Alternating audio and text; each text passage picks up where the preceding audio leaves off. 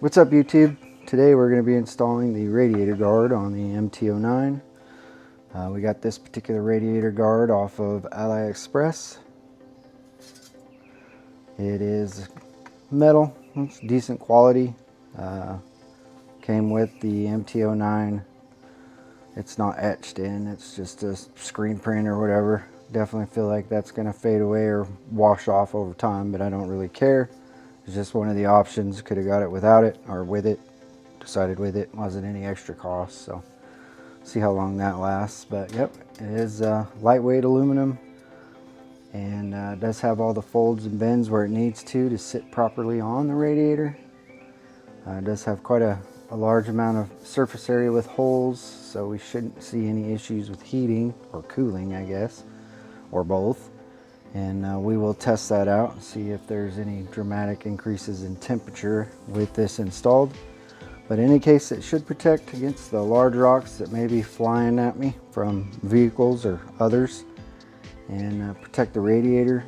And yeah, stick around, we'll get this installed and see how she looks, and then we'll test ride it and see how she does. Stay tuned.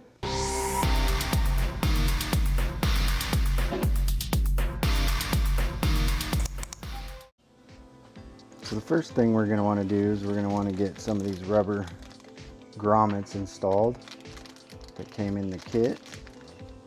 Again, as stated, they should leave there's a gap between this and the radiator, and with that gap it may be a little floppy. It shouldn't be with the mounts, but in any case, this also protects the radiator, puts a little distance between it, a little air gap, and allows a little more heat transfer. We'll get a couple of these pulled out of here and get them installed on this radiator guard. So I'm not real certain where they go, but I do see two holes down here at the bottom, so I definitely know those will get pressed into there. There we go. I feel like I just put that in the wrong way. Maybe. I feel like the flat spot should be on the inside against the radiator. So we'll go with that. There's no installation instructions, so we'll just go with that. Comments will tell me if I'm wrong or not, so check the comments if you're wondering as well. I'm sure somebody in there will correct me.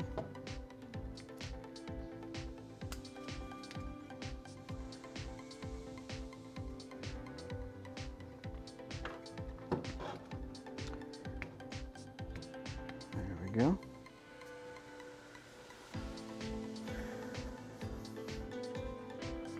So there's two. I assume we just pick some spots in these other little spots here. Probably go towards the edge, but go like in here. And probably somewhere about here. And then we'll follow that over to about there. That way we can still get these over the top of the radiator, make sure that they get on there.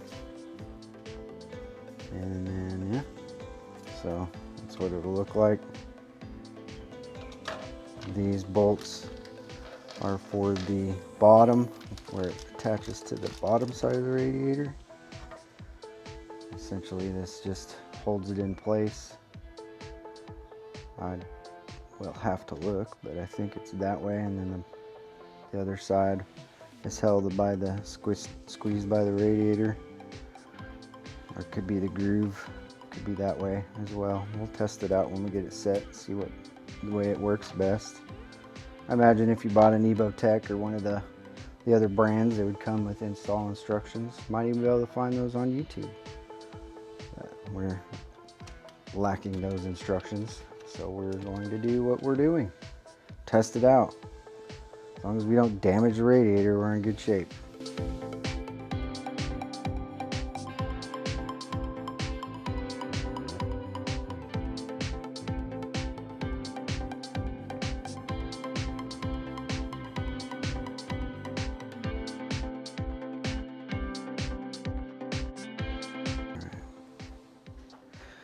Next thing we'll do here is we will lightly brush any of the bugs and junk out of the radiator so that we don't keep it in there with installation. It'll still get in there, I'm sure.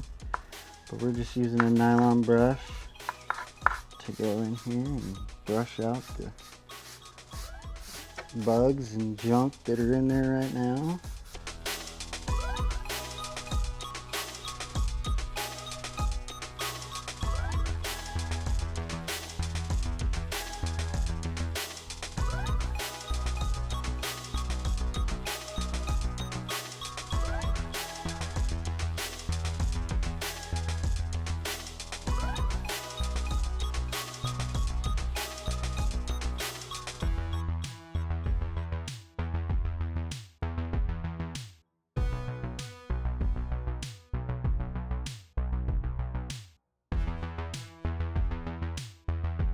We're just lightly brushing here. We're not giving it deep brushes. I'm not trying to bend the fins, just trying to knock loose the bugs.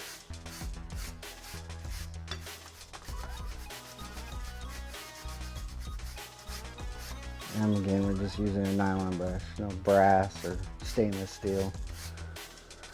It may not bend the fins, but it will definitely remove some of the paint if you use anything but nylon, and even nylon can do it if you work at it.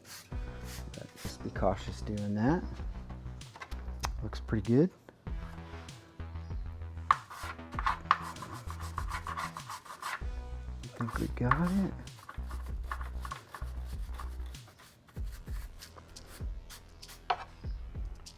All right, well, let's go for install. All right, so now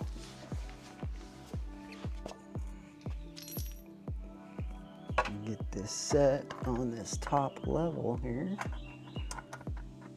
and make sure it sits in this groove. There's a groove or a lip up on the top here. Make sure you get that set on both sides, just like that. So it should be where you set it up on the top there, and now it's down here on the bottom.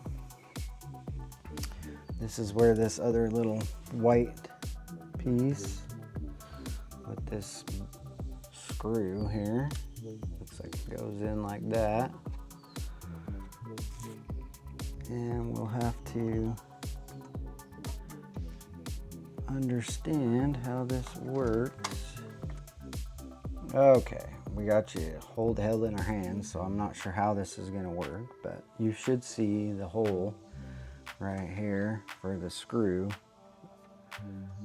and this little dude here, you can see there's a lip on the bottom of the radiator right there.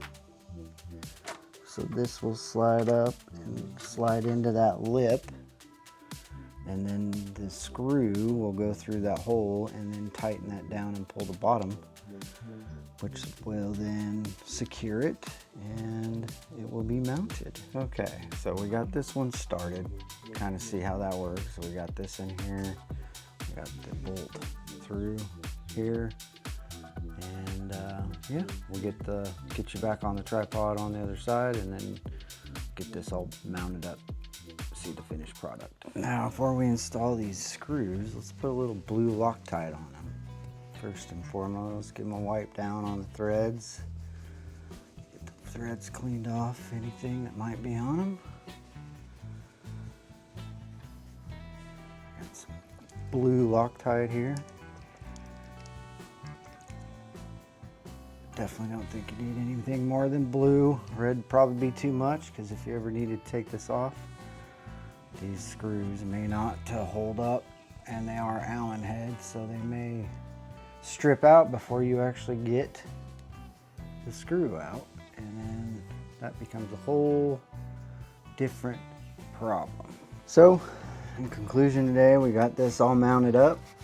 We got a pretty decent gap in between the radiator and the radiator guard. Still see a little gap between those squishy plastic pieces, so that's good. We're not squishing down on the fins in the radiator. causing any premature damage. Everything's tightened up, a little blue Loctite on the screws, and it's mounted pretty securely. I do think that the honeycomb holes should provide enough airflow through back to the radiator. I don't see a whole lot of heat related issues coming with the radiator guard, but it is something we will be monitoring throughout the summer here. We are in the summer, so ambient temperatures are only going to get worse up until probably October. But yeah, I feel a lot more comfortable. We have the guard on here, protect that radiator from any rocks get thrown off any other vehicles, things of that nature coming off of my tire, whatever may cause some damage. We've got some pretty decent protection now, so I'm feeling a lot more comfortable about that. And as we ride this thing around, we'll just keep an eye on the temperatures. Might be some elevated temperatures if you're stuck at a stoplight or in traffic going nowhere or slow speeds, but I can't imagine it will. It's not like it's sitting directly up against the fins. There is enough space in between there to allow airflow to direct around and through wherever it needs to, plus the fan. And as I've stated in a previous video, we do plan on sending the ECU for this unit out to V-Cycle Nut, allowing him to put one of his tunes on, and that should help us. We'll be able to get the fan to turn on at 195 degrees versus the 220 degrees it's currently set at factory. So that'll be nice. Let us start cooling a lot sooner with the fan. And then of course that'll help get rid of that flat spot in second gear, letting us pull a lot harder in second and not feel like we're falling flat on our face before we get into third. So that will be nice, along with yeah, just an overall better experience. Not that the factory experience isn't great, it has been, love it. Just excited to try the V-Cycle Nut ECU tune, and heard a lot of good things, seen a lot of good things on YouTube here talking about it, including V-Cycle Nut himself, kind of explaining the process. So I'm excited to do that, and we'll be shipping that out in the next couple of weeks, and then we'll do some videos follow up of that as well, and we'll have some fun and tool around. So thank you for sticking through this video, and see you on the next one.